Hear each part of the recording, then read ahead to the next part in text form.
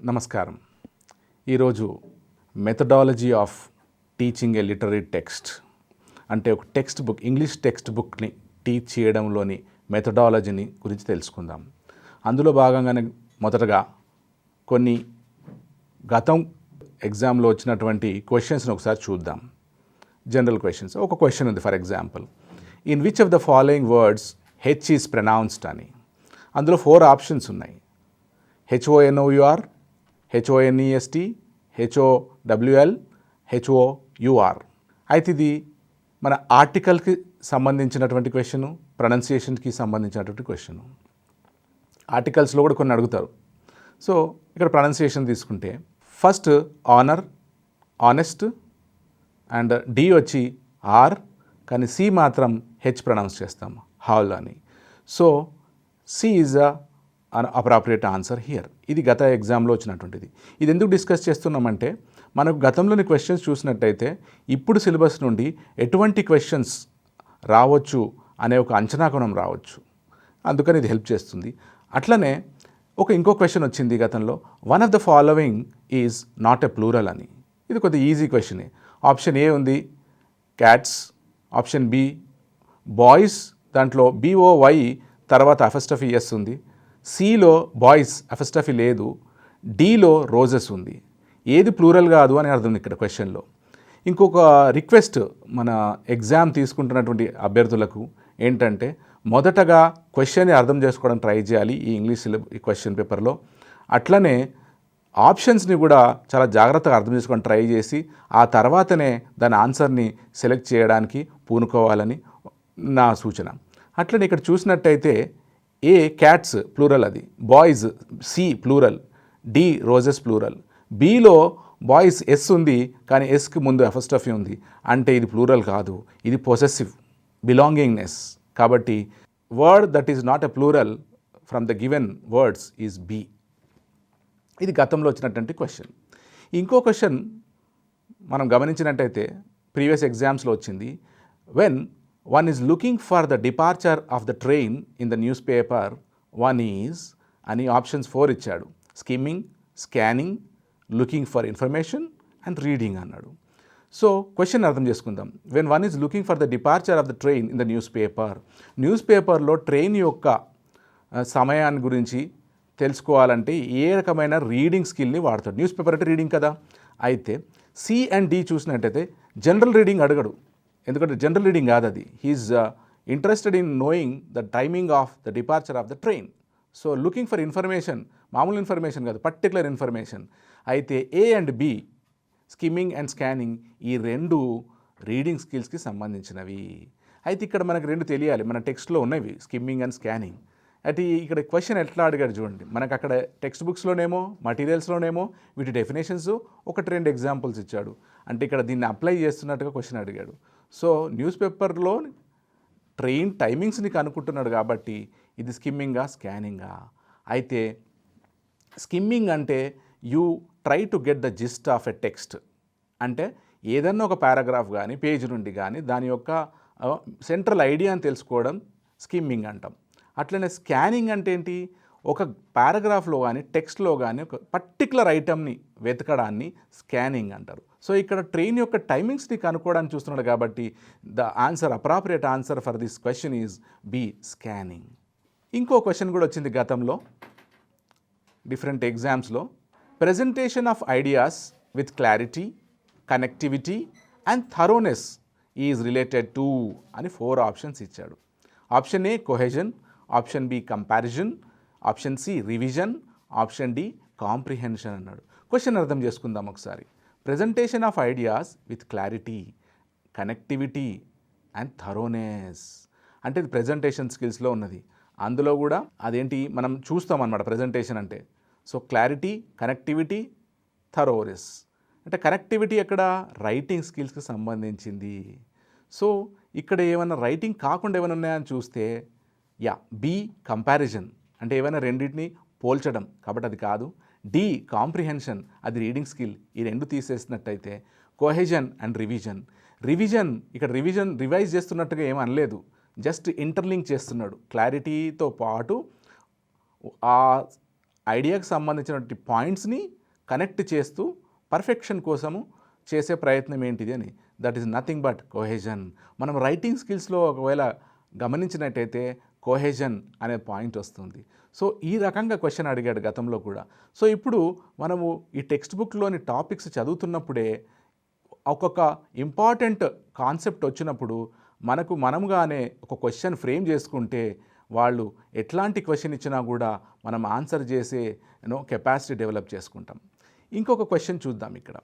Remedial teaching is essential for అని 4 options ఇచ్చాడు. Gifted learners A, B any learner with a gap, C slow learners, D good learners అని 4 ఇచ్చాడు. ఒక question అర్థం చేసుకుందాం ఇక్కడ. Remedial teaching is essential. So మనకు ఐడియా ఉండాలి రెమెడియల్ టీచింగ్ అంటే ఏంటి, రెగ్యులర్ టీచింగా కాదా? రెగ్యులర్ అయితే కాదు. రెగ్యులర్ కాకుండా రెమెడియల్ అంటే ఏంటిది? ఇది additional classes, additional teaching facility అన్నమాట. కొద్దిగా అందులో రెగ్యులర్గా మనం టీచ్ చేసే టాపిక్స్ వాళ్ళకి అర్థం కాకపోయినట్టయితే అట్లాంటి వాళ్ళందరికీ ఒక స్పెషల్ టీచింగ్ చేస్తాం. వాళ్ళు బ్యాక్గ్రౌండ్ కావచ్చు, మీడియం కావచ్చు, లేదా వాళ్ళు వచ్చిన విలేజ్ బ్యాక్గ్రౌండ్ కావచ్చు, లేదా రకరకాల కారణాల వల్ల రెగ్యులర్ టీచింగ్ కొంతమంది విద్యార్థులకు అర్థం కాదు. సో వాళ్ళ కోసం చేసేది రెమెడియల్ టీచింగ్. సో ఇప్పుడు ఈ ఆప్షన్స్లో దానికి సంబంధించి ఏముందో చూద్దాం. గిఫ్టెడ్ లెర్నర్స్ అంటే వీళ్ళకి ఏ ఇబ్బంది లేదు, వాళ్ళు ఏదైనా ఈజీ నేర్చుకుంటారు కాబట్టి వాళ్ళకు అడిషనల్ క్లాసెస్ అవసరం లే. Any learner with a gap ఒకటి చూద్దాం, ఆలోచిద్దాం. థర్డ్ స్లో లెర్నర్ అన్నాడు, ఎస్. ఫోర్త్ గుడ్ లెర్నర్స్ అన్నాడు. ఏ అండ్ డి తీసేసినట్టయితే బి అండ్ సి 2 ఉన్నాయి. ఇందులో ఆలోచిస్తే జనరల్గా మనం కొద్దిగా ఆలోచిస్తే రెమెడియల్ అనేది ఉంటే ఐడియా ఉంటే లేదా చెక్ చేసుకున్నట్టయితే స్లో లెర్నర్స్ అయితే గ్యాప్ అంటే గ్యాప్ అక్కడ స్పెసిఫై చేయలేదు. ఏ రకమైన గ్యాప్ అంటే లెర్నింగ్ గ్యాపా లేకపోతే ఎడ్యుకేషన్ గ్యాపా అని అనలేదు. కాబట్టి మనము సీని ఇక్కడ అప్రాప్రియేట్గా తీసుకోవచ్చు. అక్కడ స్పెసిఫిక్గా ఇచ్చినట్టయితే తీసుకోవాలి. అంటే వాళ్లకు గ్యాప్ ఉన్నట్టే ఒక రకమైనది. అంటే అది ఇంగ్లీష్ టీచింగ్లో కావచ్చు లేదా కల్చర్ కావచ్చు, ఏదైనా కావచ్చు. So we need to just look at the options and then decide. ఇది గత ఎగ్జామ్లో వచ్చినటువంటిది. ఇంకో క్వశ్చన్ అది చూద్దాం. Public address is an example of అన్నాడు. 4 ఆప్షన్స్. ఇది కూడా అప్లికేషన్ పార్టే. సో కమ్యూనికేషన్ స్కిల్స్లో భాగమా ఇది, లేదా లింగ్విస్టిక్ స్కిల్స్లో భాగమా, లేదా రీడింగ్ స్కిల్స్లో భాగమా, లేదా లాంగ్వేజ్ స్కిల్స్లో భాగమా? పబ్లిక్ అడ్రస్ అంటే పబ్లిక్ స్పీచ్. పబ్లిక్ స్పీచ్ అనేది ఏంటిది గమనించినట్టయితే అక్కడ రీడింగ్ స్కిల్ అయితే కాదు, ఎందుకంటే ఇది speaking skill. So language skills అంటే ఏంటి మనకు తెలుసు. LRSW స్కిల్స్ని లాంగ్వేజ్ స్కిల్స్ అంటారు. ఇది స్పీకింగ్ స్కిల్స్కి వస్తుంది. చూద్దాం ఇంకా వేరే ఆప్షన్. లింగ్విస్టిక్స్ ఒక లాంగ్వేజ్కి సంబంధించిన, లాంగ్వేజ్కి అవసరం ఏ లాంగ్వేజ్లోనా పబ్లిక్ స్పీచ్ ఉంటుంది, పబ్లిక్ అడ్రస్ ఉంటుంది. కమ్యూనికేషన్ స్కిల్స్లో అది భాగమే కావచ్చు. సో ఇక్కడ మనకు బి అండ్ సి తీసేసినట్టయితే డి అండ్ ఏలో మనకు కొద్దిగా కన్ఫ్యూజన్ కనబడుతుంది. పబ్లిక్ అడ్రస్ అంటే ఇది కమ్యూనికేషన్ స్కిల్స్ అని మనము అనుకోవచ్చు. ఎందుకంటే ప్రతి ఒక్కరు నేర్చుకొని ఆ అడ్రస్ చేయాల్సిన స్కిల్ కాబట్టి. లాంగ్వేజ్ స్కిల్స్ బేసిక్ స్కిల్స్ అవి. ఆ తర్వాత దీని అప్లికేషన్ స్కిల్స్ అది how to communicate, how to speak in group, how to address people అన్నది వస్తుంది. ఇది ఒక అంచనా. ఇట్లా మనము లాజికల్గా వెళ్ళాలి. క్వశ్చన్ అర్థం చేసుకుంటూ, ఆప్షన్స్ని అర్థం చేసుకుంటూ, మనకు తెలిసినటువంటి బేసిక్ నాలెడ్జ్ తీసుకుంటూ, దాంతో ఏమన్నా ఇర్రెలవెంట్ ఆప్షన్స్ ఉంటే వాటిని డిలీట్ చేసుకుంటూ ఆలోచించినట్టయితే మనం కరెక్ట్ ఆన్సర్స్ మార్క్ చేయగలుగుతాం ఎగ్జామ్లో. ఇంకొక ఎగ్జాంపుల్ కూడా వచ్చింది గత ఎగ్జామ్లో. క్వశ్చన్ ఏంటంటే identify the passive voice of someone has stolen their gold and silver 2 ఉంది. దీన్ని ప్యాసివ్ చేయమన్నాడు. ఇది మరి ఫస్ట్ ఇది టీచ్ చేస్తున్నప్పుడు కొంతమంది అన్నారు ఇది ప్యాసివ్లోనే ఉంది కదా అని. కాదు, సమ్వన్ అనేది ఏజెంట్, డూవర్ అక్కడ. సో దీన్ని ప్యాసివ్లో తీసుకున్నట్టయితే ఎట్లా చేస్తాము? యాక్టివ్ వాయిస్, ప్యాసివ్ వాయిస్ అంటే సబ్జెక్ట్, వర్బ్, ఆబ్జెక్ట్ కదా. ఆబ్జెక్ట్ ఇక్కడ సబ్జెక్ట్ అవుతుంది. So gold and silver are stolen ఒక ఆప్షన్ ఉంది. బి ఆప్షన్లో gold and silver have been stolen ఉంది. సి ఆప్షన్లో gold and silver had been stolen ఉంది. లాస్ట్ ఆప్షన్ డిలో gold and silver had stolen అని ఉంది. అయితే ఈ యాక్టివ్ వాయిస్, ప్యాసివ్ వాయిస్లో రూల్స్ గుర్తుపెట్టుకున్నట్లయితే దాంట్లో టెన్స్ పెద్దగా మారదు, రిపోర్టెడ్ స్పీచ్లో మారుతుంది. Okay, so someone has stolen present perfect example ఇది. సో ఆప్షన్ ఏ సింపుల్ ప్రెజెంట్లో ఉంది, ప్రెజెంట్ టెన్స్ ఉంది అక్కడ, కాబట్టి అది అవాయిడ్ చేద్దాం. ఆప్షన్ డి ఉంది gold and silver had stolen, ఆ స్ట్రక్చర్ కరెక్ట్గా లేదు. ఏ అండ్ డి తీసేసినట్టయితే బి అండ్ సిలో మనం గమనిద్దాం ఒకసారి. Gold and silver have been stolen, gold and silver had been stolen. So ఇక్కడ క్లారిటీ ఇచ్చేది మనకు B option, gold and silver items have been stolen. ఇట్లా మనం కొద్దిగా లాజికల్గా ఆలోచిస్తూ వెళ్ళాలి. ఇప్పుడు చాలాసార్లు కొన్ని పుస్తకాల్లో కొన్ని దీంట్లో ఈ కీ అది ఇచ్చారు ఇది ఇచ్చారు ఇది కాదు కదా అని కూడా చాలామందికి డౌట్స్ ఉన్నాయి. ఇంగ్లీష్ అంటేనే చాలా ప్రాబ్లమ్స్ ఉన్నాయి. అది కాకుండా మనం కూడా మనకున్న నాలెడ్జ్తో లాజికల్గా ఈ రకమైన ప్రాక్టీస్ చేస్తే మనకు వాళ్ళని వీళ్ళని ఫాలో చేయాల్సిన అవసరం లేదు. మనం కూడా జడ్జ్ చేసుకునే కెపాసిటీ రావాలి, ఎందుకంటే రేపు పొద్దున్న టీచ్ చేస్తున్నాం కాబట్టి. ఇంకో క్వశ్చన్ కూడా వచ్చింది గత ఎగ్జామ్లో. What prefix should you use to make honest it's opposites అన్నాడు. హానెస్ట్ అనే వర్డ్కి ఏ రకమైన ప్రిఫిక్స్ పెట్టినట్లయితే దాని ఆపోజిట్ వస్తుంది అనేది క్వశ్చన్. దీంట్లో ఆప్షన్స్ 4 ఇచ్చాడు ప్రిఫిక్సెస్. అన్ అని ఒకటి ఇచ్చాడు, డిస్ అని ఇంకొకటి ఇచ్చాడు, సి యాంటీ అని ఇచ్చినాడు, డి నాన్ అని ఇచ్చినాడు. సో ఇక్కడ మనం జనరల్గా ఆలోచించినట్టయితే, ఇప్పుడు కంగారు పడకుండా ఆలోచించినట్టే, ఆనెస్ట్ డిజానెస్ట్ పర్సన్ వాడుకలో కూడా వాడతాం. అన్ఆనెస్ట్ వినలే మనం, యాంటీ ఆనెస్ట్ వినలేదు, నాన్ ఆనెస్ట్ వినలేదు. అది ఇంకొక లాజిక్. ఒక లాజిక్ అక్కడ తెలిసిపోతుంది డిజానెస్ట్ అని. ఇంకో క్వశ్చన్ కూడా వచ్చింది గత ఎగ్జామ్స్లో. ఇవన్నీ ఎందుకంటే మనకు ఎగ్జామ్ ఇప్పుడు దగ్గరలో ఉంది, కొద్దిగా టెన్షన్ నర్వస్ కూడా ఉండొచ్చు. అందుకని ఈ క్వశ్చన్స్ మనం చూసినట్టయితే ఓహో ఇట్లా వస్తున్నాయా అని తెలిసి మన కాన్ఫిడెన్స్ బూస్టప్ కూడా కావచ్చు. అందుకని మనం కొన్ని ఇంపార్టెంట్ క్వశ్చన్స్ని ప్రీవియస్ ఎగ్జామ్స్లో వచ్చినవి డిస్కస్ చేస్తున్నాం. Choose the correct word to fill in the blank అన్నాడు. ఒక సెంటెన్స్ ఇచ్చినాడు అక్కడ. Kalyanpuri isn't an old colony dash any old buildings అని 4 ఆప్షన్స్ ఇచ్చినాడు. 4 ఆప్షన్స్ చూసినట్టయితే there is no option A, B there isn't, C there aren't, D are there. So question అర్థమైంది మనకు. ఇక్కడ ఈ కరెక్ట్ వర్డ్ని ఫిక్స్ చేయాలి. వర్డ్ ఫ్రేజ్ ఉంది అక్కడ, వర్డ్ కూడా కాదు, అంటే 2-3 వర్డ్స్ ఉన్నాయి అక్కడ. So Kalyanpuri isn't an old colony dash any old buildings అన్నాడు, ప్లూరల్ ఉంది. అంటే Kalyanpuri is not a old colony, ఇది ఓల్డ్ కాలనీ కాదు, కొత్తదే. Kalyanpuri isn't an old colony and there any old buildings అది చూడాలి. There aren't any old buildings, ఇది కొత్త కాలనీ కాబట్టి అన్ని కొత్త బిల్డింగ్సే. సో సి ఆప్షన్ అప్రాప్రియేట్గా ఉంది. దేర్ ఇజంట్ అంటే సింగిల్కి ఇస్తుంది. There is no any old building, A fit కాదు అక్కడ. Are there any old buildings question mark లేదు. కాబట్టి ఇట్లా 2 రకాలుగా లాజిక్ మనం ఆలోచించినట్టయితే మనం ఈజీగానే చేయగలము. ఎందుకంటే అభ్యర్థులందరికీ కొద్దిగా ఇంగ్లీష్ అంటే చదివినా కూడా, ఇన్ని డిగ్రీలు పాస్ అయినా కూడా కొద్దిగా కంగారు ఉంటుంది. సో ఈ రకమైన కొద్దిగా లాజిక్ అప్లై చేయాలని సూచన. దెన్ ఇంకో క్వశ్చన్ కూడా ఉంది మనం గమనించినట్లయితే. How do you disagree with the negative statement given below? ఒక క్వశ్చన్ ఇచ్చాడు. అంటే కింద ఇచ్చినటువంటి నెగటివ్ సెంటెన్స్ స్టేట్మెంట్ని మీరు డిసగ్రీ ఎట్లా, అంటే మీరు ఒప్పుకోరు. సో దానికి ఎటువంటి ఎక్స్ప్రెషన్ వాడతారని చూద్దాం. స్టేట్మెంట్ ఏమి ఇచ్చారు. Didn't you receive my email yesterday, మీకు నా ఈమెయిల్ రాలేదన్నా అని అడుగుతున్నాడు. దానికి ఆన్సర్ ఎట్లా ఉంది? సో ఇది క్వశ్చన్ ట్యాగ్స్కి సంబంధించినటువంటి క్వశ్చన్. మనం క్వశ్చన్ ట్యాగ్స్ మటీరియల్ ఉంది, స్కూల్ బుక్స్లో ఉన్నాయి, అవి ప్రాక్టీస్ కూడా చేశాము. సో ఇక్కడ చూద్దాం ఏమున్నది. ఫస్ట్ ఒక రూల్ మనకు గుర్తుపెట్టుకోవాలి.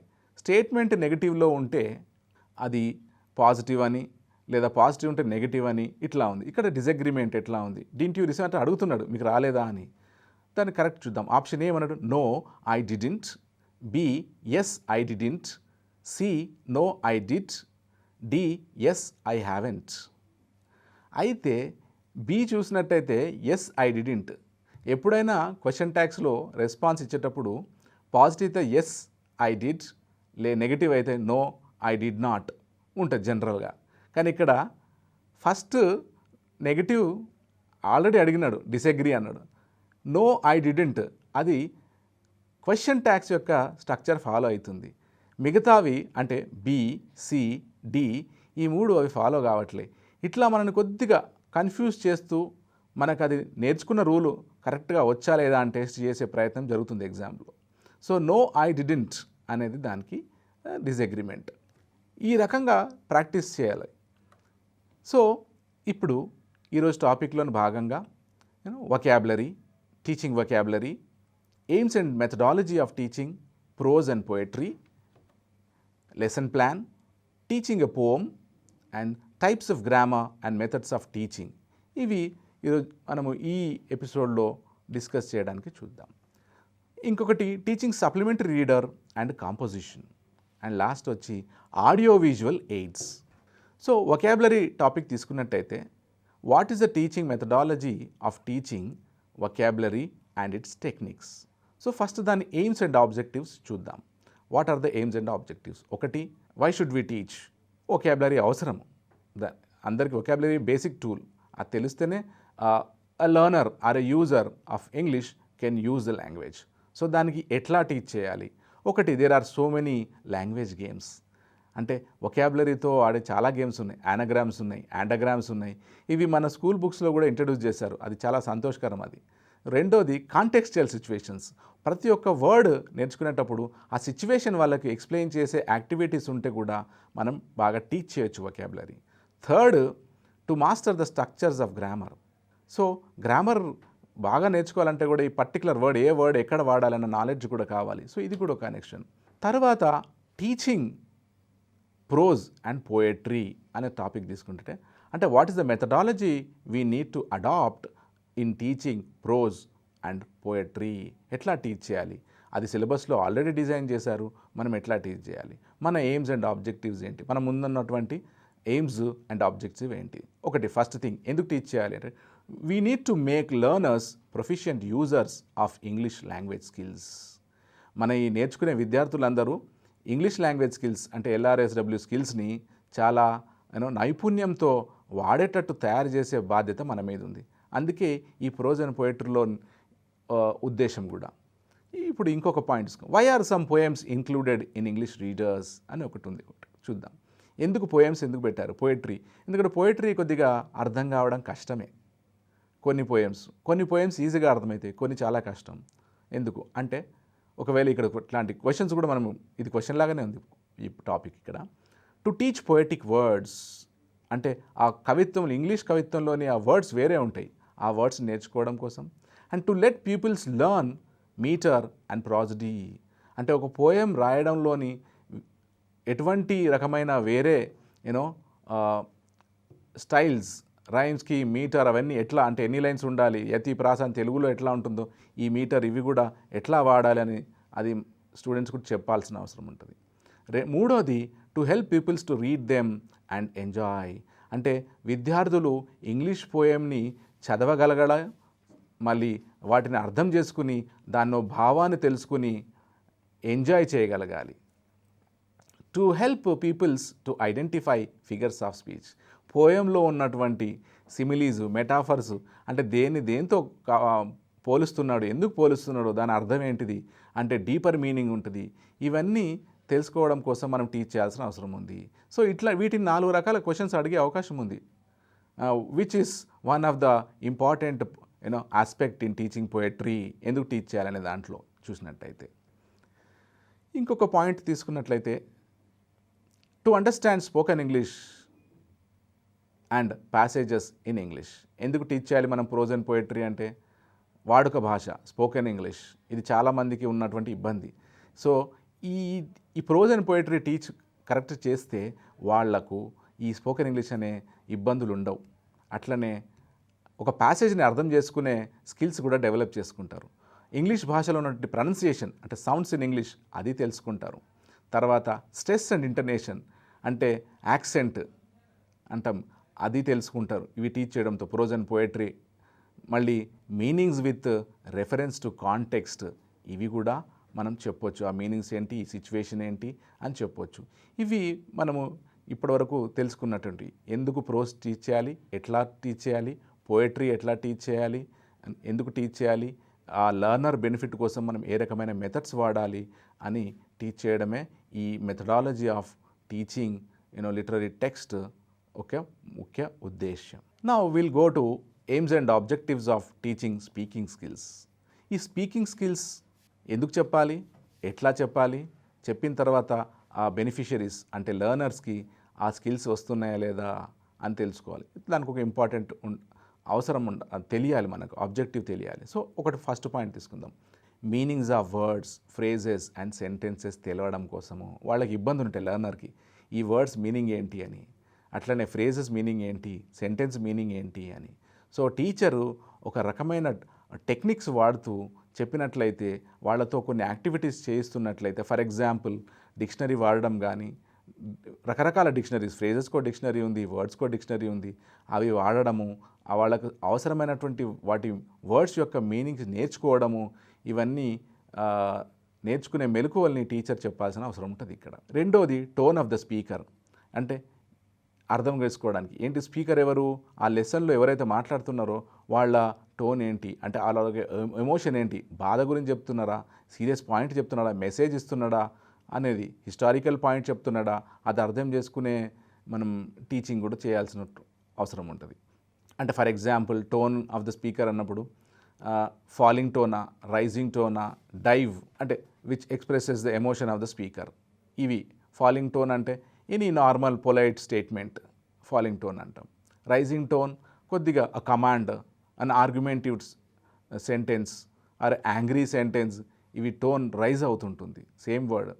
డైవ్ అంటే సో అది ఫాల్ అండ్ రైజ్ ఉంటుంది, అంటే చాలా ఫ్రెండ్లీగా ఉన్న వాళ్ళ దగ్గర మనం వాడుతుంటాం. సో ఇవన్నీ అక్కడ ఆ లెసన్స్లో ఉన్నటువంటి ఈ ఎగ్జాంపుల్స్ తీసుకుని టీచ్ చేస్తే లర్నర్ ఈ స్పీకింగ్ స్కిల్స్ డెవలప్ చేసుకుంటాడు. అదే వాటి ముఖ్య ఉద్దేశం, అదే మెథడాలజీ ఆఫ్ టీచింగ్ టెక్స్ట్ యొక్క ముఖ్య ఉద్దేశం కూడా. అట్లనే స్పీచ్లో తీసుకున్నట్టయితే what is speech and how should we teach and what should we teach. ఈ మెథడాలజీ అంటే ఇదే, ఆల్ WH క్వశ్చన్స్. ఎట్లా టీచ్ చేయాలి, మంచి లెసన్ని ఎట్లా టీచ్ చేయాలి, ఎందుకు టీచ్ చేయాలి, అండ్ వాళ్ళ బెనిఫిట్ కోసం ఏ రకమైన మెథడ్స్ వాడాలి అనేది మెథడాలజీ యొక్క ఉద్దేశం. So appropriate pauses in speech, ఇది క్లాస్లో ప్రాక్టీస్ చేస్తున్నప్పుడు కొన్ని యాక్టివిటీస్ని కానీ, ఆ ప్రోజ్ పోయట్రీ టాపిక్స్ని కానీ చేస్తున్నప్పుడు ఆ స్పీచ్లో ఎక్కడ ఆపాలి, ఆ comma, full stop, colon, next paragraph, next stanza, అవన్నీ టీచర్ చెప్పాల్సిన అవసరం ఉంటుంది. అప్పుడే ఆ యొక్క లిటరేచర్ యొక్క బ్యూటీ లర్నర్కి తెలుస్తుంది, ఇంగ్లీష్ లాంగ్వేజ్ యొక్క బ్యూటీ తెలుస్తుంది, భయం పోయి వాళ్ళు చాలా హాయిగా నేర్చుకుంటారు. సో అది మెథడాలజీ యొక్క ముఖ్య ఉద్దేశం. రెండోది ఫ్లూయెన్సీ. చాలామంది అభ్యర్థులకంటే విద్యార్థులకి ఇది ఒక ప్రాబ్లం కూడా, ఫ్లూయెన్సీ ఉండదు. చాలామంది ఎస్పెషల్లీ తెలుగు మీడియం స్టూడెంట్స్ చాలామంది మెజారిటీ ఉంటారు మన దగ్గర. అందరికీ కార్పొరేట్ స్కూల్లో చదివే అవకాశాలు లేవు కాబట్టి అక్కడ ఏదో కొద్ది నేర్చుకుంటారు, ఇబ్బందులు ఉంటాయి. ఆ ఫ్లూయెన్సీ చెప్పే మెథడ్స్, ఏవేవి యాక్టివిటీస్ వాళ్ళ ఫ్లూయెన్సీని పెంచుతాయో అనే దాన్ని కూడా మెథడాలజీలో యాడ్ చేస్తాము. అందుకే ఈ టీచరు అట్లాంటి యాక్టివిటీస్ తీసుకొని వాళ్ళకి ప్రాక్టీస్ చేయించాల్సిన అవసరం ఉంటుంది. రెండోది సీక్వెన్సింగ్ ద ఐడియాస్. ఒక మాట్లాడాలంటే స్పీకింగ్లో ఐడియాస్ని ఎట్లా ఆర్డర్లో పెట్టాలి, ఏది ఫస్ట్ రావాలి, ఏది సెకండ్ రావాలి అనే ప్రాక్టీస్ కూడా ఈ యాక్టివిటీస్ ఆల్రెడీ టెక్స్ట్ బుక్లో అవన్నీ డిజైన్ చేశారు మటీరియల్ ప్రొడక్షన్ టీమ్. సో వాటిని టీచరు ఇంప్లిమెంటేషన్ అథారిటీ అన్నమాట. అది బుక్ మాత్రం కరెక్ట్గానే వచ్చింది, కానీ క్లాస్ రూమ్లో దాన్ని ప్రాక్టీస్ చేయించేది టీచర్ బాధ్యత. సో ఇంప్లిమెంటేషన్ అథారిటీ అంటే టీచరే. కాబట్టి teacher what kind of a method, కొన్నిసార్లు మెథడాలజీ మార్చాల్సి కూడా వస్తుంది, కొన్నిసార్లు ప్రాక్టికల్ మెథడ్స్, న్యూయర్ మెథడ్స్ కూడా వాడాల్సి వస్తుంది based on the standard and interest of the students. మూడోది వచ్చి how to teach reading comprehension. What are the reading comprehension elements that we need to teach, how to teach, so that a learner can get the skill of reading ability and comprehension abilities. చూద్దాం, reading comprehension ఎందుకు చేయాలి. First of all student అడగొచ్చు మనల్ని, అది question కూడా అడగొచ్చు. ఎందుకు అంటే రేపొద్దున స్కూల్ అయిపోయిన తర్వాత ఈ విద్యార్థులు ఏదో రకమైన ఉద్యోగం కొరకు ఎగ్జామ్స్ రాయొచ్చు, హైయర్ ఎడ్యుకేషన్ కొరకు ఎగ్జామ్స్ రాయొచ్చు. అన్నింటిలో మన యొక్క రీడింగ్ స్కిల్ టెస్ట్ చేస్తారు. అందులో భాగంగానే రీడింగ్ కాంప్రిహెన్షన్, క్లోజ్ ప్యాసేజ్ కూడా మనకు ఎగ్జామ్లో ఉంది. ఈ తక్కువ టైంలో ఆ ప్యాసేజ్ని చదివి ఆన్సర్ చేయగలగాలి. ఆ స్కిల్స్ మనం స్కూల్లో టీచ్ చేయాలి. అది first objective of teaching reading comprehension. So అందులో ఏమేమి ఉన్నాయి, ఎట్లా టీచ్ చేయాలనేదే methodology of teaching reading comprehension యొక్క ఉద్దేశం. సో ఏంటది, ఒకటి first point is to grasp the meanings. ఇచ్చిన ప్యాసేజ్ యొక్క మీనింగ్ ఏంటి తెలుసుకోవాలి learner. So teacher job is to help the learner to understand the meaning. రెండో point, to get the central idea of the passage. ఆ ప్యాసేజ్లోనే ముఖ్యమైన point తెలుసుకునేటటువంటి కొన్ని టెక్నిక్స్ని teacher class రూమ్లో చెప్పాలి, అబ్జర్వ్ చేస్తూ వాళ్ళ ప్రోగ్రెస్ని చూస్తూ. మూడవది సెలెక్ట్ సూటబుల్ టైటిల్. ఒక ప్యాసేజ్ చదివిన తర్వాత చాలా ఎగ్జామ్స్లో మనం చూస్తాం, సజెస్ట్ సూటబుల్ టైటిల్ అంటాడు. అంటే వాళ్ళకి తెలియక కాదు, అంటే అదంతా అర్థం చేసుకున్నామా లేదా, అర్థం చేసుకుంటేనే మనం సూటబుల్ టైటిల్ ఇవ్వగలము. సో సెంట్రల్ ఐడియాకి, మీనింగ్స్కి ఈ మూడో క్వశ్చన్కి కూడా లింక్ ఉంది. ఆ విద్యార్థులు అడగొచ్చు కూడా, how how how can we select a title అని. Central idea or the introductory lines or the concluding lines will give us an idea about the central theme of the given passage. ఆ passage యొక్క ఉద్దేశం మీద తెలిస్తే title మనం suggest చేయొచ్చు. లేదా ఎగ్జామ్స్లో ఆప్షన్స్ ఇస్తున్నారు మనకు కొద్దిగా, అది ఒక డిస్కౌంట్ లాంటిదే, ఆప్షన్స్లో సెలెక్ట్ చేయాలి. నాలుగో point, to know authors views and opinions. అంటే ఈ ఆథర్ ఈ ప్యాసేజ్ ఎందుకు ఇచ్చాడు, ఆయన మనల్ని ఏం నేర్చుకోవాలనుకుంటున్నాడు ఈ ప్యాసేజ్ ద్వారా అనేది, ఆయన ఒపీనియన్స్ ఏంటి, వ్యూస్ ఏంటి, ఆయన ఏం చెప్తున్నాడు మనకి, ఇవన్నీ కూడా మనము లర్నర్ అర్థం చేసుకునే విధంగా టీచ్ చేయాల్సిన అవసరం క్లాస్ రూమ్ టీచర్ది. సో దానికి సంబంధించిన మెథడ్స్ ఆ టీచర్ ఫాలో కావాలి. అట్లనే what are the aims and objectives of teaching writing skills. Writing ఉంది, దీన్ని ఎందుకు టీచ్ చేయాలి, ఎట్లా టీచ్ చేయాలి, ప్రోగ్రెస్ ఎట్లా చూడాలి, ఎందుకు టీచ్ చేయాలి ఫస్ట్ ఎగ్జాంపుల్ అని కొన్ని క్వశ్చన్స్ రావచ్చు, చెప్పలేము. So to check the writing skills, అంటే especially the words letter skill. Many of us have a problem with spellings. ప్రతి ఎగ్జామ్లో కూడా ఈ స్పెల్లింగ్, బ్యాంకింగ్లో ఉంది. So teachers first job in writing skills is to teach them write legible. Legible ఇక్కడ అంటే అది ఈజీగా అర్థమయ్యేటట్లు ఉండాలి, డాక్టర్స్ హ్యాండ్ రైటింగ్ లాగా ఉండకూడదు. Now will discuss AIIMS and objectives of teaching writing skills. అంటే రైటింగ్ స్కిల్స్ ఎందుకు చెప్పాలి, ఎట్లా చెప్పాలి అనేది ఇప్పుడు మనం డిస్కస్ చేద్దాం. ఎందుకు చెప్పాలి ఫర్ ఎగ్జాంపుల్ తెలుసుకున్నట్లయితే, ఎందుకంటే మన క్వశ్చన్స్ అడగొచ్చు టెట్లో, why should we teach writing skills అనేది అట్లా అడగొచ్చు. So first point is to make the learner's handwriting legible. Legible అంటే ఈజీగా అర్థమయ్యేటట్టు, బ్యూటిఫుల్ ఉండనవసరం లేదు, క్యాలిగ్రఫీ అవసరం లేదు, కానీ ఆ లెర్నర్ రాసింది టీచర్కి కానీ వేరే వాళ్ళకి అర్థమయ్యేటట్టు ఉండడమే లెజిబుల్ హ్యాండ్ రైటింగ్ అంటాం. అది టీచ్ చేయాల్సిన అవసరం ఉంది. దానికి సంబంధించిన యాక్టివిటీస్ ఏమున్నాయో ప్రాక్టీస్ చేయించాలి. లేదా దానికి ఎగ్జాంపుల్స్ అడగొచ్చు, which activity will help the learner develop his legible hand writing skill అని కూడా అడగొచ్చు. సో రెండోది నీట్ రైటింగ్. సో నీట్గా రాయడం కూడా టీచర్ చెప్పాల్సిన అవసరం ఉంది. దాన్ని ఆ యాక్టివిటీస్ కొన్ని ఇవ్వడం, ప్రాజెక్ట్స్ చేయడం, ఇట్లా కొన్ని. Third point is use of appropriate vocabulary items. రైటింగ్లో కూడా కరెక్ట్ వర్డ్ వాడితేనే అది చదివే వాళ్ళకు కరెక్ట్గా అర్థమవుతుంది. ఈ మధ్యనైతే అంతా ఏదైనా కూడా టు ద పాయింట్ ఉండాలి. సో వొకాబులరీ రైటింగ్కి సంబంధించి ఏది అప్రాప్రియేట్ వొకాబులరీ అనేది కూడా మనం కొన్ని యాక్టివిటీస్ ఇవ్వాల్సిన అవసరం ఉంటుంది స్టూడెంట్కి. నెక్స్ట్ పాయింట్ వచ్చి use of simple, compound and complex sentences and interrogatives. ఈ సెంటెన్సెస్ కూడా ఎట్లా వాడాలి రైటింగ్లో, ఇంటరగేటివ్స్, క్వశ్చన్ ఎట్లా ఫ్రేమ్ చేయాలి. ఎందుకంటే ఫర్ ఎగ్జాంపుల్ ఇప్పుడు ఇక్కడ ఇంటరగేటివ్స్ అంటే క్వశ్చన్ ఎందుకు టీచ్ చేయాలి అంటే, many educated speakers are users of English language, they knowingly or unknowingly are framing or using unacceptable questions. అంటే యు ఆర్ కమింగ్ నో అంటాడు, యు ఆర్ కమింగ్ అంటాడు, అది కరెక్ట్ కాదు కదా, గ్రామటికలీ రైట్ క్వశ్చన్ కాదు. సో ఇంటరగేటివ్ ఎట్లా రాయాలి అనేది, దానికి ఎట్లాంటి యాక్టివిటీస్ చేయాలి అంటే, ఫర్ ఎగ్జాంపుల్ కొన్ని సెంటెన్సెస్ ఇచ్చేసి వాటిని క్వశ్చన్ ఫ్రేమ్ చేయమని, క్వశ్చన్ ఇచ్చి సెంటెన్స్ ఫ్రేమ్ చేయమని, టీచర్ మళ్ళీ వాటిని చెక్ చేస్తూ, స్ట్రక్చర్ అని చెక్ చేస్తూ నేర్పించాలి. ఎందుకంటే రేపొద్దున వీళ్ళు హయ్యర్ ప్లేసెస్కి వెళ్ళాలంటే, హయ్యర్ పొజిషన్స్కి వెళ్ళాలంటే everything that they use in English language must be competent enough. ప్రతిదీ జాగ్రత్తగా ఉంటే they will definitely achieve greater heights. And ఇంకొక పాయింట్, ఎందుకు why should we teach, what is the element that we need to teach in writing skills అనుకున్నట్టయితే punctuational skills. చాలామందికి అన్ని తెలియవు punctuation ఎట్లా వాడాలి ఎట్లా అంటే చాలా ఈజీ తీసుకుంటాం. బట్ ఇంగ్లీష్లో ఒకటి ఇది ఉంది, comma can kill a person అని. అంటే కామా ఇక్కడ అక్కడ పెడితే, ఫర్ ఎగ్జాంపుల్ చాలాసార్లు మాట్లాడడం, అది hang him not leave him అని ఒక సెంటెన్స్ ఉంటే అక్కడ కామా పెట్టడాన్ని బట్టి మనము దాని మీనింగే మారిపోతుంది. సో కొన్ని ఎగ్జాంపుల్స్ ఇచ్చి కామా తప్పు ప్లేస్లో ఉంటే ఎటువంటి అనర్థాలు జరుగుతున్నాయన్నటువంటి యాక్టివిటీస్ ఇచ్చి వాళ్ళకు ప్రాక్టీస్ చేయించాలి పంక్చువేషనల్ స్కిల్స్. దాని ఇంపార్టెన్స్ కూడా చెప్పాలి. రేపు బ్యాంక్ ఆఫీసర్ అయినా కూడా అంటే లక్షల్లో వాళ్ళ అకౌంట్స్ ఉంటాయి, అక్కడ ఒకటి ఉంటుంది. సో దాని ఇంపార్టెన్స్ రైటింగ్ స్కిల్ అన్నిట్లో. రైటింగ్లో ఏంటి, స్పీకింగ్లో తప్పు జరిగినా కూడా మనం సారీ చెప్పొచ్చు, రైటింగ్లో తప్పు జరిగితే అది ఎవరు ఒప్పుకోరు. అందుకని రైటింగ్ స్కిల్ ఇంపార్టెన్స్ చెప్తూ ఇవన్నీ చెప్పాల్సిన యాక్టివిటీస్ చేయించాల్సిన అవసరం ఉంది. రెండోది how to use capital letters. చాలామంది ఇప్పుడు కన్ఫ్యూజన్ ఉంటుంది, క్యాపిటల్ లెటర్ ఎక్కడ వాడాలి, కొన్ని చోట్ల అనవసరమైన దగ్గర వాడతాము, కొన్ని చోట్ల అవసరమైన దగ్గర మిస్ చేస్తాము. సో అట్లాంటి యాక్టివిటీస్ ఇస్తూ అబ్రివియేషన్స్ అండ్ యాక్రోనిమ్స్. అబ్రివియేషన్ అంటే ఏంటి, డిఫరెన్స్ తెలియాలి వాళ్ళకు. ఫర్ ఎగ్జాంపుల్ దానికి యాక్టివిటీస్ ఇవ్వాలి. అబ్రివియేషన్ అంటే ఏంటి, any common word which comes often and will have a short form. ఇప్పుడు ఈ అబ్రివియేషన్ అనే వర్డ్ బాగా వస్తుంది అనుకుందాం ఒక టెక్స్ట్లో, వాళ్ళు షార్ట్ ఫామ్ ఏం వాడతాడు, ఏబిబిఆర్ అనేది వాడతాడు. ఎగ్జాంపుల్ ఈజీ అని వస్తుంది మనకు, ఎట్సెట్రా ఈటీసీ అని వస్తుంది, మిస్టర్కి M capital and small R వస్తుంది. ఇట్లాంటివి అబ్రివేషన్స్.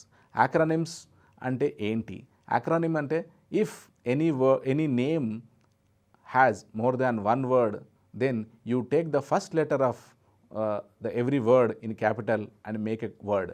అంటే ఫర్ ఎగ్జాంపుల్ మనము టీఎస్ ఉంది తెలంగాణ స్టేట్, ఆర్టీఏ ఉంది రోడ్ ట్రాన్స్పోర్ట్ అథారిటీ. అవి కామన్ కాబట్టి ప్రతిసారి రిపీట్ చేయకుండా, టెట్ ఉంది టీచర్ ఎలిజిబిలిటీ టెస్ట్, ఇది యాక్రోనిమ్.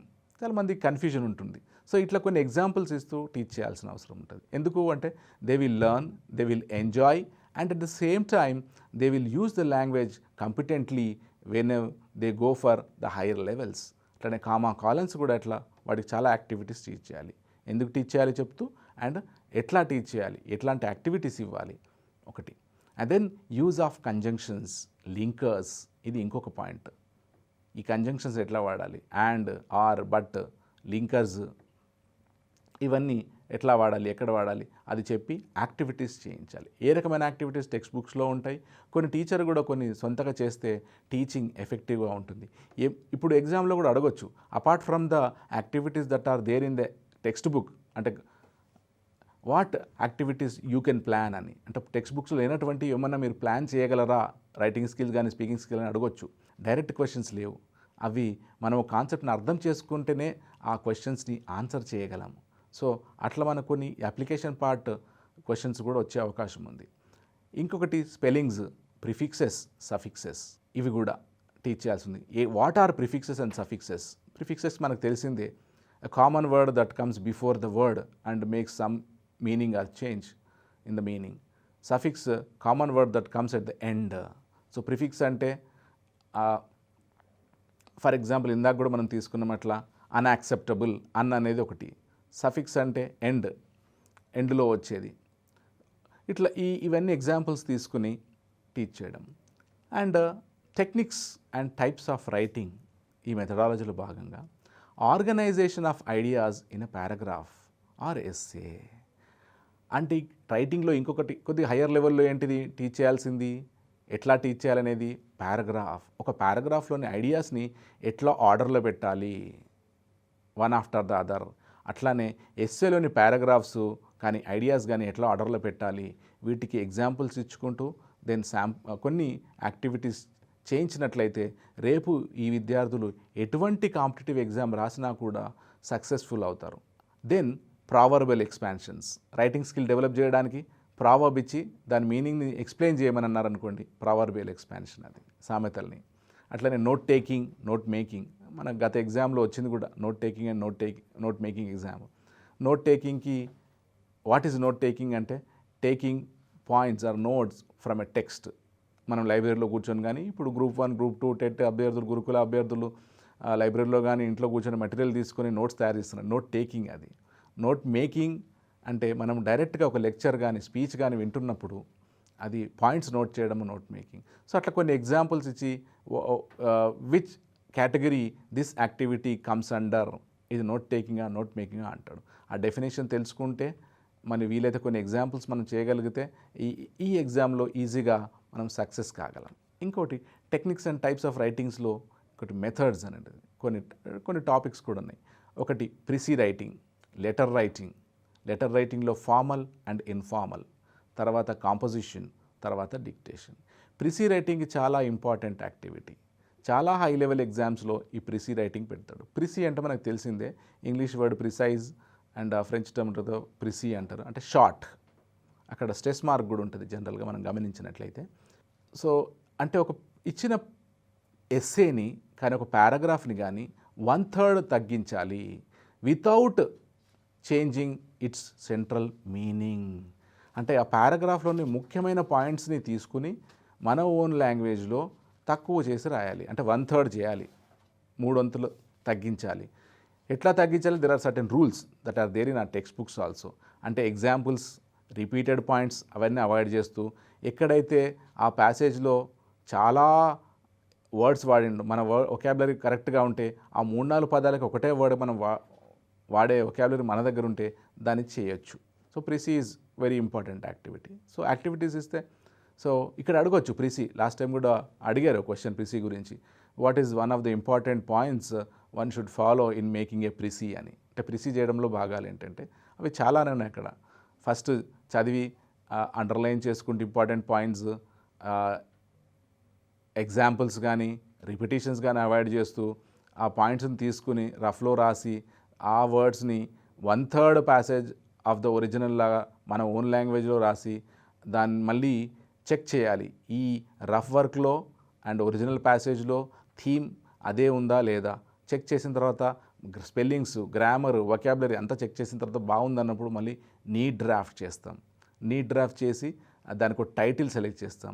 మళ్ళీ బాటంలో బ్రాకెట్లో టోటల్ నెంబర్ ఆఫ్ వర్డ్స్ రాస్తాం. అక్కడ ఒరిజినల్ ప్యాసేజ్లో టోటల్ నెంబర్ ఆఫ్ వర్డ్స్ ఇస్తారు. ఒరిజినల్లో 90 ఉందనుకుంటే మనం చేసింది కొద్దిగా అప్రాక్సిమేట్లీ 28 కానీ 32 కానీ కావచ్చు. సో అట్లా అప్రాక్సిమేట్ ఉండాలి. అంటే because it's not like mathematics. అది చేయడము. అయిన తర్వాత రఫ్ డ్రాఫ్ట్ని స్ట్రైక్ ఆఫ్ చేయడం. ఈ రఫ్ డ్రాఫ్ట్ కూడా మెయిన్ షీట్లోనే చేస్తాం. ఇవి కొన్ని పాయింట్స్ ప్రిసీ రైటింగ్లో. సో ప్రిసీ మీద ఏదైనా ఒక క్వశ్చన్ రావచ్చు. What is the importance of rough draft in making precis అని అడగవచ్చు. ఎట్లా ఈ పాయింట్స్ని ప్రతి ఒక్క పాయింట్ రైటింగ్ మెథడ్స్లో, రైటింగ్ స్కిల్స్లో ఉన్నవి క్వశ్చన్ అవతారం ఎత్తొచ్చు అక్కడ ఎగ్జామ్లో. ఆ పాయింట్ ఆఫ్ వ్యూలో చదవాలి అని ప్రిపేర్ కావాలి. లెటర్ రైటింగ్లో ఫార్మల్కి ఇన్ఫార్మల్ కొన్ని పాయింట్స్ అడగవచ్చు. కాంపోజిషన్, డిక్టేషన్ ఇంపార్టెన్స్ ఏంటి అని కూడా అడగవచ్చు. ఇప్పుడు టైప్స్ ఆఫ్ రైటింగ్ మెథడ్స్లో ఇంకొక పాయింట్ తెలుసుకుందాము. అంటే రైటింగ్ ఒకటి రాస్తున్నప్పుడు, అంటే ఫర్ ఎగ్జాంపుల్ పారాగ్రాఫ్ కానీ, ఎస్సే కానీ, ఇంకేదైనా డిస్క్రిప్షన్ కానీ ఏదైనా చేస్తున్నప్పుడు what are the important elements? First thing is introduction. Introduce the topic, the theme. Then describe about it, description. మూడోది give examples to make the reader understand. అంటే correct examples ఇవ్వాలి. Explanations wherever the reader needs it, వాటిని explain చేయాలి. Coherence, linking. అంటే ప్రతి ఐడియాకి, ప్రతి పారాగ్రాఫ్కి, ప్రతి లైన్కి లింకింగ్ జరగాలి. ఇది కొహరెన్స్ ఎగ్జాంపుల్ మనకు లాస్ట్ ఎగ్జాంపుల్లో వచ్చింది. అంటే ప్రతి ఒక్క పాయింట్ క్వశ్చన్గా తయారయ్యే అవకాశం ఉంది ఎగ్జామ్లో. And conclusion. And to develop interest in English, ఈ teaching methodology of English text యొక్క ఇంకో ఉద్దేశం ఏంటిది? ఎందుకు టీచ్ చేయాలి ఈ text book, English text book అంటే to develop interest, to understand its basics and to develop interest. ఏ రకమైన interest? Point number 1, to develop reading habit. ఈ విద్యార్థులు ఇంగ్లీష్ టెక్స్ట్ని కానీ, షార్ట్ స్టోరీస్ని కానీ, ఏ పోయంని కానీ చదివే ఇంట్రెస్ట్ డెవలప్ చేసే విధంగా మన మెథడాలజీ ఉండాలన్నది ఇక్కడ ఉద్దేశం. రెండోది, రేపొద్దున మనం టీచ్ చేసిన తర్వాత ఈ స్టూడెంట్స్, ఈ విద్యార్థులు బయోగ్రఫీస్ చదివే ఇంట్రెస్ట్ కూడా రావాలి వాళ్ళకి. బయోగ్రఫీస్ అంటే జీవిత చరిత్రలు, ఫేమస్ పర్సనాలిటీస్వి, especially India or state level or international, young achievers, ఇట్లా అందరివి. అది టీచింగ్ ఇంగ్లీష్ మెథడాలజీ యొక్క ముఖ్య ఉద్దేశము. రెండోది, how to read a newspaper, why should I read a newspaper and how can I understand, and how can I understand magazines, and how can I read school magazines, how can I write articles for school magazines, how can I use dictionaries. ఇవన్నీ కూడా ఈ teaching మెథడాలజీలోని important ఎలిమెంట్సే. అంటే teacher class రూమ్లో చెప్పే ప్రతి ఒక్క పద్ధతి, methodology ఈ స్టూడెంట్కి ఇంట్రెస్ట్ పెరిగే విధంగా ఉండాలి. తర్వాత lesson plan and the steps involved in it. ఇది అందరూ బిఎడ్ క్వాలిఫైడ్ కాబట్టి వాళ్ళందరికీ తెలిసింది. దానికి సంబంధించిన కొన్ని క్వశ్చన్స్ కూడా వచ్చే అవకాశం ఉంటుంది. For example we are just discussing some important points. Sequence of events. Lesson ప్లాన్లో ఏముంటుంది, ఏం టీచ్ చేయాలి, నేను ఏ రోజు చేయాలి, ఎట్లా టీచ్ చేయాలి, దాని ఆబ్జెక్టివ్ ఏంటి, కన్క్లూజన్ ఏంటి, రిజల్ట్ ఏంటి, ఆ రిజల్ట్ రాకపోతే ఏం చేయాలి అనేదంతా ట్యాబులర్ ఫామ్ మనకు తెలిసిందే. దెన్ టీచింగ్ ఐటమ్, ఏం టీచ్ చేయాలి స్పెసిఫిక్గా ఆ సిచ్యువేషన్ ప్రకారంగా, అదొకటి ఇంపార్టెంట్ పాయింట్ టీచింగ్ ప్లాన్లో.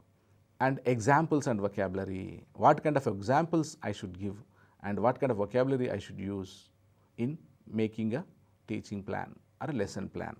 ఇంకో పాయింట్ ఇందులో ఉంది, questions to be asked. Teaching plan చేసిన తర్వాత క్వశ్చన్స్ ఏమొస్తాయి ప్రాక్టికల్, మనం ఆ టీచింగ్ ప్లాన్ చేసి మళ్ళీ టీచ్ చేస్తున్నప్పుడు ఏ రకమైన డౌట్స్ లెర్నర్స్ అడిగే అవకాశం ఉంటుంది, అది కూడా ప్లాన్లో రావాలి. లేకపోతే వాళ్ళు అడిగినప్పుడు మన దగ్గర ఆన్సర్ ఉండదు. సో అది టీచింగ్ ప్లాన్ యొక్క ఇంకో ఉద్దేశం. ఇంకోటి methods and techniques to be employed in teaching. ఏ రకమైన మెథడ్ వాడాలి, ఏ రకమైన టెక్నిక్ వాడాలి. Technique is an integral part of method. మెథడ్లో ఒక భాగము టెక్నిక్. సో ఇవి ఎట్లాంటివి వాడాలి అనేది కూడా లెసన్ ప్లాన్లో మనం మెన్షన్ చేస్తాం. ఏ లెసన్ చెప్తున్నారు, ఎందుకు చెప్తున్నారు, ఎవరికి బెనిఫిట్ వస్తుంది, రాకపోతే ఏంటి, ఇవన్నీ క్వశ్చన్స్ అక్కడ అన్నీ వస్తుంటాయి. సో ఈ టీచింగ్ లెసన్ ప్లాన్ మనకు తెలిసిందే. ఎందుకు అంటే to teach properly, effectively, so that the learner, the beneficiary gets a good knowledge of the topic that we teach. Teaching aids, ఏ రకమైన టీచింగ్ ఎయిడ్స్ వాడుతున్నాం. స్కూల్లో మనం బ్లాక్ బోర్డ్ అంటాము, చార్ట్స్ అంటాము, కొన్ని విజువల్ పిక్చర్స్ ఉన్నాయి, ఫ్లాష్ కార్డ్స్ ఉన్నాయి.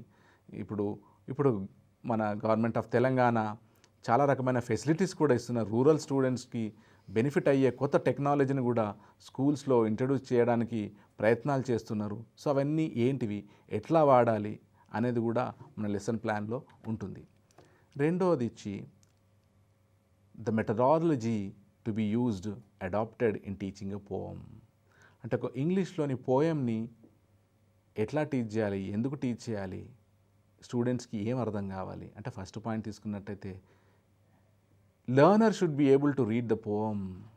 ఆ పోయం మనం చదవడమే, టీచర్ చదవడమే కాదు, ఆ విద్యార్థి కూడా దాన్ని పోయం చదివే రెసిటేషన్ యొక్క రూల్స్ తెలుసుకుని తనకు తానుగా చదివి దాన్ని ఎంజాయ్ చేస్తూ, అర్థం చేసుకుంటూ, దానిలో ఉన్న మీనింగ్ని తెలుసుకునే బాధ్యత క్లాస్ రూమ్ టీచర్దే. మళ్ళీ రిథమ్, ప్రతి పోయంలో ఒక రిథమ్ ఉంటుంది. తెలుగు లిటరేచర్లో ఉన్నట్టు ఇంగ్లీష్ లిటరేచర్లో కూడా ఉంటుంది. సో ఆ రిథమ్ అంటే ఫర్ ఎగ్జాంపుల్ మనం శ్రీశ్రీ గారిది ఇంకా వేరే కొన్ని పద్యాలు తీసుకున్నట్టు అది చదువుతుంటే మ్యూజిక్ అవసరం లే, ఆటోమేటిక్ వస్తూనే ఉంటుంది. సో అట్లా ఆ రిథమ్ కూడా ఎక్స్ప్లెయిన్ చేయాలి వాళ్ళకి, దెన్ దే విల్ అండర్స్టాండ్. లేకపోతే ఇది అర్థం కావట్లేదు. రెండోది థీమ్, ప్రతి పోయంకి ఒక చాలా డీప్ మీనింగ్ థీమ్ ఉంటుంది. ఆ థీమ్ ఎట్లా తెలుసుకోవాలనేది కూడా మనం టీచింగ్ మెథడాలజీలో భాగమే. మళ్ళీ ఫిగర్స్ ఆఫ్ స్పీచ్, ఈ సిమిలీ, మెటాఫర్స్ ఏమేమి ఉంటాయి, ఎక్కడెక్కడ కంపేర్ చేస్తున్నాడు, దీని అర్థం ఏంటి, దాని అర్థం ఏంటి, లిటరేచర్లో, పోయిటరీలో మీనింగ్స్ మారుతుంటాయి. Then what is our other objective, to develop poetic interest. అర్థం చేసుకోవడమే కాకుండా లెర్నర్ ఈ పోయిటరీ మీద ఇంట్రెస్ట్ కూడా డెవలప్ చేసుకునే విధంగా మన మెథడాలజీ ఉండాలని ఇంకొక పాయింట్. ఎందుకు ఇంట్రెస్ట్ వచ్చి ఏం చేయాలి, learner should be able to read anthologies. Anthologies అంటే కలెక్షన్ ఆఫ్ పోయమ్స్. ప్రతి పోయట్ చాలా పోయమ్స్ రాస్తాడు, వాటిని చదివే ఇంట్రెస్ట్ రావాలి.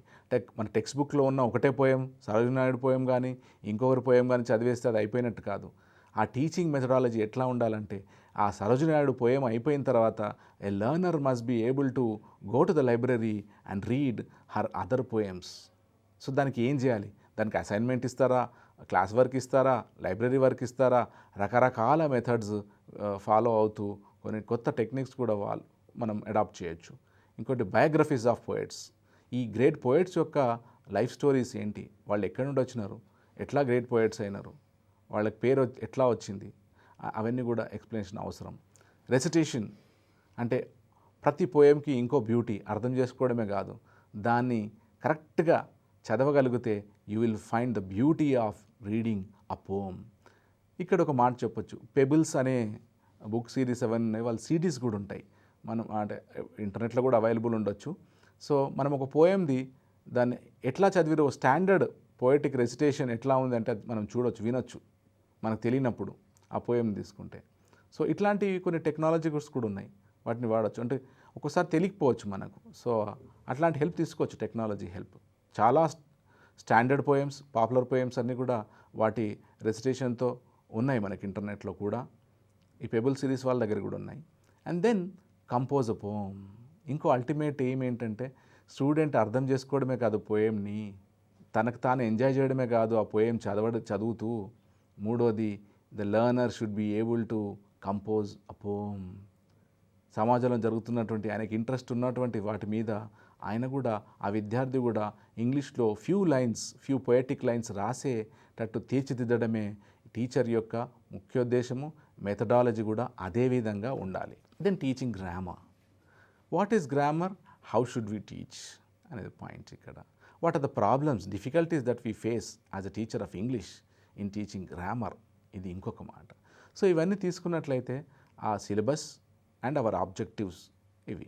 సో గ్రామర్ రైటింగ్ స్కిల్స్లో వస్తుంది, స్పోకెన్ స్కిల్లో వస్తుంది. సో ఎక్కడ ఇంగ్లీష్ వాడినా కూడా గ్రామర్ వస్తుంది. So basic grammars, communicative grammar, spoken ఇంగ్లీష్కి సంబంధించిన గ్రామర్ అన్నీ అవసరం లే, దానికి సంబంధించింది రైటింగ్ స్కిల్స్ సంబంధించింది, దీని ఇంపార్టెన్స్ ఏంటి, ఇది గ్రామర్ తెలియకపోతే ఏం జరుగుతుంది, ఇవన్నీ కొన్ని ఎగ్జాంపుల్స్గా. అంటే for example, the language that we use, English language that we use in India will be easily understood and accepted. కానీ అందులో కొన్ని మిస్టేక్స్ ఉన్నా కూడా మన ఇండియాలో కానీ, మన సిచ్యువేషన్లో కానీ, ఎన్వైరన్మెంట్లో కానీ, స్టేట్లో కానీ దే విల్ యాక్సెప్ట్. కానీ but when you are speaking this same language with the foreigners who are very good at English, whoever is very good at English, so ఆ ప్రాబ్లమ్స్ వస్తుంది. సో ఈ గ్రామర్లో సింటాక్టికల్ థింగ్స్ ఏంటి, structure importance ఏంటి, subject, verb, predicate దాని ఇంపార్టెన్స్ ఏంటి, then questioning ఎట్లా క్వశ్చన్ ఉండాలి, ఈ rules, then important elements of grammar like tenses, వర్బ్స్కి ఇంపార్టెన్స్ ఏంటి, ఇవన్నీ కూడా ఎగ్జాంపుల్స్ ఎట్లా చేయాలి, దెన్ ఎట్లా వాళ్ళకు ప్రాక్టీస్ ఇవ్వాలి, ఎట్లా కరెక్షన్ చేయించాలి, so that they can write grammatically acceptable English tomorrow when they go to any level after the school level. Then teaching supplementary reader and composition. స్కూల్లో టెక్స్ట్ బుక్తో పాటు సప్లిమెంటరీ రీడర్ కూడా ఉంటుంది. What is this and how should we teach so that the learner can easily understand, enjoy and then will be able to use the contents of it అని అనుకోవచ్చు. Pre reading activity and questions. అంటే ఒక text చదివే ముందు కొన్ని pre reading activities ఉంటాయి, కొన్ని questions కానీ, మీనింగ్స్ కానీ, అవి మీకు తెలుసా అని. అంటే ఇది వార్మప్ సెషన్ లాంటిది. అది చేసినప్పుడు లెర్నర్కి తెలుస్తుంది, ఓ రాబోయే లెసన్ ఇది, వన్ ఆఫ్ ద టాపిక్స్ ఇది కావచ్చు అని. And then silent reading, the benefits of silent reading.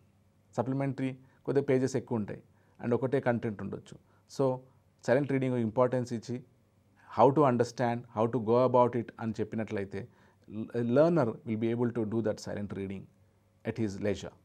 And then discussion. అది అయిన తర్వాత plan one activity so that learner can come and discuss about the given text. Give appropriate assignments so that the learner can understand more, better and then enjoy what we do. And another is audio visual aids. ఇవి ఎట్లా వాడాలి మన teaching మెథడాలజీలో. So what is audio visual? మనం ఇక్కడ చూసినట్టు audio listening, visual what we can see. ఈ aids ఏంటి అంటే విని చూసేటటువంటి ఎయిడ్స్ కాంపోనెంట్స్ ఏమున్నాయి. ఫర్ ఎగ్జాంపుల్ అక్కడ ఒక మిక్స్డ్ గ్రూప్ ఉంది. TV, radio, black board, computer, charts, cassette recorder, films, language lab, flash cards, OHP, LCD projector. ఇందులో తీసుకున్న టీవీ, ఆడియో అండ్ వీడియో ఉంది. It's an audio visual aid. Last time కూడా కొన్ని questions అడిగాడు. ఇందులోని 4 ఆప్షన్స్లోని ఏది ఆడియో విజువల్ ఎయిడ్ అని. So radio only audio, we don't have a video. Black board only visual. Computer both audio visual. Charts only visual. cassette recorder audio. Films audio video. Language lab audio and video. ఇట్లా flash cards only visuals. OHP, LCD projector audio visual. So ఇవన్నీ ఉన్నాయి. So how to use these tools, these aids in the classroom so that a learner can easily understand the components a teacher is teaching and then easily can manage the language outside the classroom also. అంటే ultimate aim ఏంటి మనం teaching English text అందులో అవన్నీ అంటే learner should be able to use English language free of fear. ఎటువంటి భయం లేకుండా, ఎటువంటి నర్వస్నెస్ లేకుండా ఇంగ్లీష్ లాంగ్వేజ్ని డిఫరెంట్ సిచ్యువేషన్స్లో వాడగలిగేటట్టు తయారు చేయడమే టీచర్ యొక్క ముఖ్యోద్దేశం. అట్లనే అది ఆ రిజల్ట్ రావాలన్నప్పుడు ఈ methodology, right methodology, appropriate methodology, very apt methodology is necessary. So అందుకు సంబంధించినవి ఇవి. మీరు ఏ రకమైన మెథడాలజీ ఎంప్లాయ్ చేస్తున్నారు, మీరు ఏ రకమైన రిజల్ట్ ఎక్స్పెక్ట్ చేస్తున్నారు, అది రిజల్ట్ రానప్పుడు మీరు ఏ రకమైన మళ్ళీ నెక్స్ట్ యాక్టివిటీ చేస్తారు. ఫర్ ఎగ్జాంపుల్ రెమెడియల్ అని ఇందాక మనం మాట్లాడుకున్నట్టు ఇవి కొన్ని points that we should keep it in mind. అంటే every point that comes under our methodology of teaching a text బుక్లోని డిఫరెంట్ కాంపోనెంట్స్ ఎట్లయితే prose, poetry, supplementary reader, language elements, వాటన్నిటిలో ఉన్న సబ్ గ్రూప్స్, అవన్నీ అర్థం చేసుకుని ఇవన్నీ ఎందుకు వచ్చాయి, వాటి ఒక ఉద్దేశం ఏంటి, and how should we teach, and how can a learner understand it, and how can we use the language free of fear అని ఇవన్నీ కూడా మనము మెథడాలజీలో అడాప్ట్ చేసుకోవాల్సినటువంటి వెరీ ఇంపార్టెంట్ కాంపోనెంట్స్. ఇంకొకటి తీసుకున్నట్లయితే ఇంటర్ప్రిటేషన్ ఆఫ్ లిటరేచర్. ఈ లిటరేచర్ని ఎట్లా మనం అర్థం చేసుకోవచ్చు, its language and meaning. For example, that rose is red అని ఒకటి ఉంది expression. My love is like a red rose ఇంకో expression. Say it with a rose in your hand ఇంకో ఎక్స్ప్రెషన్. ఇంకొక ఎక్స్ప్రెషన్ ఉంది అక్కడ కింద, a bunch of roses come with thorns. ఇక్కడ రోజు ప్రతి సెంటెన్స్లో ఉంది, కానీ ప్రతి సెంటెన్స్లో దాని మీనింగ్ మారుతుంది. దట్ రోజ్ ఈజ్ రెడ్, ఇక్కడ కలర్ మాట్లాడుతుండు. My love is like a red rose అన్నాడు, అంటే ఈజ్ కంపేరింగ్, ఇక్కడ కంపారిజన్లో వచ్చింది. Say it with rose in your hand అంటే ఒక రోజ్ ఫ్లవర్తో నీ ఒక పాజిటివ్నెస్ ఎక్స్ప్రెస్ చేయమంటుండు. A bunch of roses come with thorns అంటే రోజెస్ ఒకటే వాటి బ్యూటీయే కాదు, దాంతోపాటు ముళ్ళు కూడా వస్తాయి అని ఒక లైఫ్ ఫిలాసఫీ చెప్తున్నాడు. అంటే ఒకటే వర్డ్ లిటరేచర్లో చాలా మీనింగ్స్ వస్తుంటాయి. ఇంకా 2-3 ఎగ్జాంపుల్స్ కూడా దాన్ని తీసుకోవచ్చు మనము. అంటే హౌ టు ఇంటర్ప్రిట్ ఇట్ అనేది. Her eyes are rose red, she has rosy cheeks, as fresh as rose. ఈ రోజ్ అండ్ ఇంకో లాస్ట్ది, they are painting a rosy picture. అంటే అంత బాగా లేని పరిస్థితిని చాలా బాగా ఉంటుంది అని ఎక్స్ప్రెస్ చేయడానికి మనం they are painting a rosy picture అంటారు. అంత బాగానే ఉంటుంది, ప్రాబ్లమ్స్ ఉండవు అని. Then author, text and the context. Human beings are biologically same, but cultural background makes all the difference. So అందరూ బయాలజికల్గా హ్యూమన్ బీయింగ్సే, కాబట్టి వాళ్ళ కల్చరల్ బ్యాక్గ్రౌండ్, పద్ధతులు అవన్నీ డిఫరెంట్ ఉంటాయి. Literary text can be enjoyed with respect to author and its context. A text కానీ, prose కానీ, poetry కానీ, డ్రామా కానీ, నావెల్ కానీ, ఇది ఎప్పుడు మనం ఎంజాయ్ ఇక్కడ అంటే ఏంటి, అర్థం చేసుకుంటే ఎంజాయ్మెంట్ ఇది. సో ఎప్పుడు ఎంజాయ్ చేస్తాము అంటే when you know the background of the author and the context. ఏ కాంటెక్స్ట్లో, ఏ సందర్భంలో రాశారు, అండ్ ఏ ఆథర్ రాశాడు, ఏ ప్రాంతంలో రాశాడు, ఏ సమయంలో రాశాడు, ఇవన్నీ కూడా మనము ఆ పోయంని పర్ఫెక్ట్గా అర్థం చేసుకోవడానికి కానీ, షార్ట్ స్టోరీని అర్థం చేసుకోవడానికి కానీ, నావల్ని అర్థం చేసుకోవడానికి కానీ ఇంపార్టెంట్. ఇట్లాంటి ఒక టాపిక్ వచ్చిందండి, identify one very important component in understanding the context or a text అనే ఆప్షన్స్ ఇస్తే, ఆథర్, కాంటెక్స్ట్ ఇట్లా ఆప్షన్స్ ఇచ్చినప్పుడు చాలా జాగ్రత్తగా గమనించి కరెక్ట్ ఆప్షన్నే సెలెక్ట్ చేసుకోవాలి. మీనింగ్ ఆఫ్ కమ్యూనికేషన్ అంటే ఈ టెక్స్ట్ ఏ రకమైన కమ్యూనికేట్ చేస్తుంది అంటే సెన్స్, ఫీలింగ్, టోన్, ఇంటోనేషన్. ప్రతి టెక్స్ట్ ఒక రకమైన ఫీలింగ్ కానీ, ఎమోషన్ని కానీ, ఒక టోన్ని కానీ, ఉద్దేశాలని కానీ చెప్తుంది. అది అర్థం చేసుకోవాలి. How to read a play. Aristotle gave 6 points about a play, drama. ఫస్ట్ది మైథోస్ అన్నాడు. మైథోస్ అంటే స్టోరీ, ప్లాట్, నరేటివ్.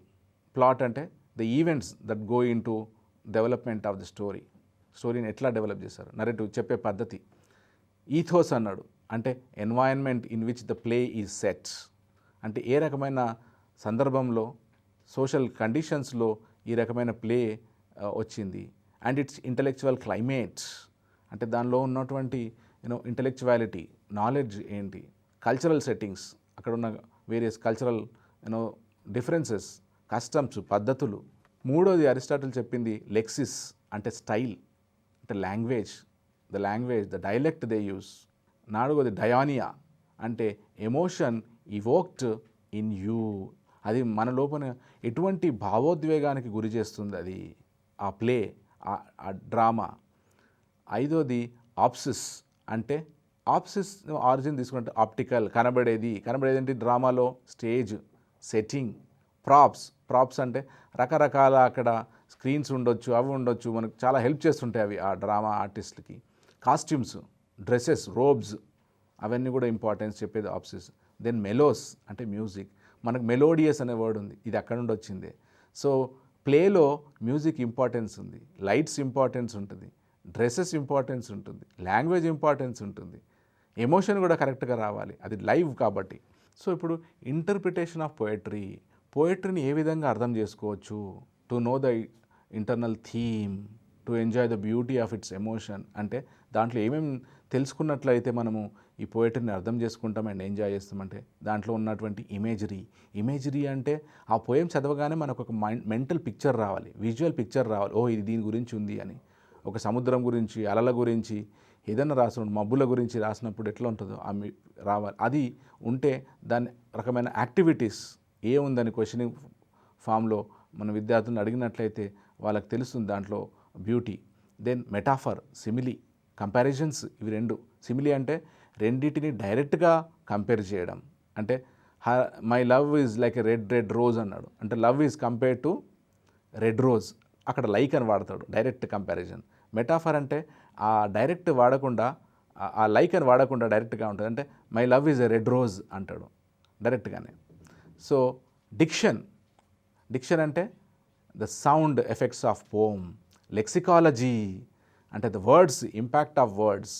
సింటాక్స్, ఆ పదాలన్నీ ఎట్లా అరేంజ్ చేశాడు, దాని ఉద్దేశం ఏంటి, ఆర్డర్లో ఉందా లేదా, ఆర్డర్ లేకపోతే దాని అర్థం ఏంటి. ప్రతి పదానికి వర్డ్ ఆర్డర్కి మీనింగ్ ఉంటుంది పోయంలో. ఫర్ ఎగ్జాంపుల్ ఒక పోయం ఉండేది, what if A much of a which of a wind అని, ఒక అమెరికన్ పోయం అది. అవన్నీ లెటర్స్ అన్ని క్యాపిటల్ ఉండేవి కాదు, గందరగోళ, టైటిల్ అంత పెద్దగా అవన్నీ. అంటే he was talking about the disasters of war, యుద్ధంలో నష్టం గురించి, ఏమేమి జరిగిన గురించి, ఆ డిస్ట్రక్షన్ గురించి మాట్లాడాం కాబట్టి టైటిల్ డిఫరెంట్గా చెప్పిండు. సో ప్రతి ఒక్క పదానికి ఒక మీనింగ్ ఉంటుంది పోయంలో, ఆ సింటాక్స్ అంటాం. రిథమ్, రైమ్ స్కీమ్, ఏఏబిబి అని రైమ్ స్కీమ్స్ వస్తుంటాయి. యాసనెన్స్ అంటే same vowel sound, like for example tell, hell, bell, దీన్ని యాసనెన్స్ అంటారు. దెన్ పారారైమ్ ఉంటుంది, అది ఉన్నాయా లేదా అబ్జర్వ్ చేయాలి. ఇవన్నీ టీచ్ చేసి ఆ పోయంలో ఇట్లాంటివి ఎన్ని ఉన్నాయనేది స్టూడెంట్తో చేయించాలి. వావల్ సౌండ్స్, పారారైమ్ అంటే vowel sounds that are different, అంటే టెల్, టేల్, టెయిల్ అన్నిట్లో టా ఉంది కానీ డిఫరెంట్గా ఉంది. కాన్సనెన్స్ అంటే కాన్సనెంట్ సౌండ్స్ ఆర్ సేమ్, అంటే బాల్, కాల్, షల్ అంటే లా లా లా సేమ్ ఉంది, ఇది కాన్సనెన్స్. ఇది పోయట్రీలో ఉంటుంది. సో ఆ డిఫరెంట్ పోయంలో ఉందా లేదా చూడాలి. అలిటరేషన్ అంటే initial consonant sound is same, అంటే బెల్, బ్యాట్, బెట్రోతల్ అన్నిట్లో బ సేమ్ ఉంటుంది, దాని అలిటరేషన్ అని ఒక ఎగ్జాంపుల్. షార్ట్ స్టోరీ ఉన్నట్టు దాన్ని ఎట్లా అర్థం చేసుకోవాలి, దాన్ని ఎట్లా టీచ్ చేయాలి. జనరల్గా approximate length of words in short story is 1000 to 6000. 1000 ఒక షార్ట్ స్టోరీ మంచిగా ఉంటుంది, లేదా 6000 కూడా ఉండొచ్చు. దెన్ అందులో సీన్స్, లొకేల్స్ అంటే అక్కడ ఏ రకమైన బ్యాక్గ్రౌండ్ చూపెట్టాడు, అంటే ఫర్ ఎగ్జాంపుల్ రైల్వే స్టేషన్లో జరిగిన షార్ట్ స్టోరీ ఉండొచ్చు మొత్తం, లేదా కాఫీ షాప్లో జరిగేది ఉండొచ్చు, ఇంటి దగ్గర జరిగింది, హోమ్ది సంబంధించి ఉండొచ్చు, ఒక రోడ్ మీద జరిగిన ఇన్సిడెంట్ కావచ్చు షార్ట్ స్టోరీ. అందులో మళ్ళీ రెండోది క్యారెక్టర్స్, ఎన్ని క్యారెక్టర్స్ ఉన్నాయి, ఇంపార్టెంట్ క్యారెక్టర్స్ ఏంటి. స్ట్రక్చర్ అంటే సీక్వెన్సింగ్, ఆ స్టోరీని ఎట్లా సీక్వెన్స్ ఆర్డర్లో పెట్టిండు. పాయింట్ ఆఫ్ వ్యూ అంటే ఆ షార్ట్ స్టోరీ రైటర్ ఏం చెప్పాలనుకుంటున్నాడు. ఇట్లా నేను లాస్ట్ కూడా తీసుకున్నట్లయితే నావల్, నరేటివ్ అంటే telling a story in connected sequence. దాంట్లో ఉన్న ఈవెంట్స్ ఎన్ని, ఆ టైం అంటే ఏ సంవత్సరంలో, ఏ శతాబ్దంలో జరిగిన ఈవెంట్ అది, దానికి కాజెస్, దాన్ని కాజాలిటీ కూడా అంటాం, అంటే అది ఎందుకు జరిగింది, రీజన్స్ ఏంటి, అంటే which is the binding principle, అంటే ఆ స్టోరీ జరగడానికి మొత్తానికి అదే రీజన్ అక్కడ. Then characters. సో ఇట్లా మనం తీసుకున్నట్టయితే when we are teaching a literary text, whether it is short story, poem, or a novel, play, or language skills, what are the points that we are teaching and how we should teach అనేది methodology of teaching a text యొక్క ఉద్దేశం. అవన్నీ అర్థం చేసుకున్నట్లయితే TET ఎగ్జామ్లో మనము చాలా ఈజీగా అర్థం చేసుకుని సక్సెస్ఫుల్ కావచ్చు.